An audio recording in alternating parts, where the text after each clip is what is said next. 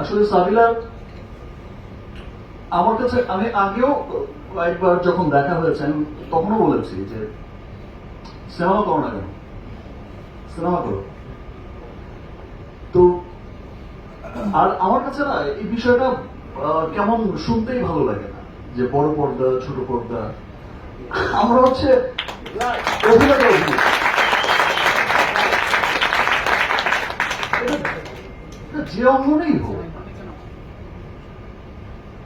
আমরা টেলিভিশনও করব, আমরা সিনেমাও করব, আমরা আবার স্টেজ পারফরমেন্সও করব।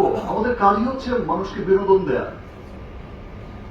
সো আমার কাছে মনে হয় না বিষয়টা, আমার কাছে মনে হয় যে এখন আর পৃথিবীতে ওই বিষয়টা চলে না যে ভাই কোন পর্দার মানুষ